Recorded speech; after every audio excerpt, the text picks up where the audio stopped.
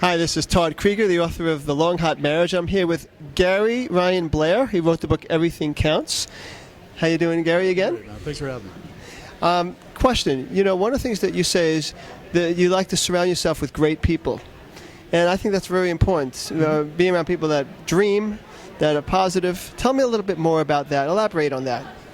I've taken the concept of best practices and try to bring it across the rest of my life.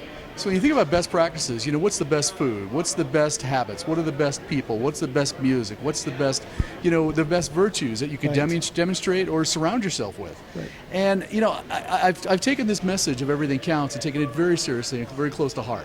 So, what I invest in, whether it's jewelry for my wife, it's going to come from Tiffany's or some place that I deem, quite frankly, to have exceptional quality. Right. The hotels that I choose to stay to, even though I could stay at a less expensive one, I want to stay at a very good one simply because I love the way that they treat you and some of the extra details that goes along with it. Right. So, a lot of those decisions are based on that. But I want to inhabit excellence. I want to surround myself with it. I want to lay down in bed with it.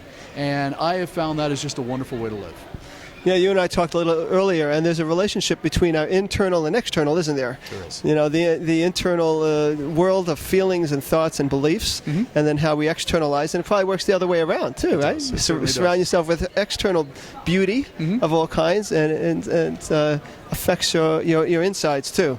Without a doubt. I actually call it the law of exposure. I know we hear a lot about the law of attraction. But the idea being is that with the law of exposure, I think it comes before attraction. Because what happens is you become attracted to what you're exposed to. Right. So let's look at the negative for just a second. Right. A lot of young kids, let's just say in the hood, they're exposed to violence, they're exposed to profanity, they're exposed to poor attitude, apathy, negativity, and a whole host of different stuff. Well, what I want to do with my own family, with my kids, and with my clients, I want to expose them to best practices.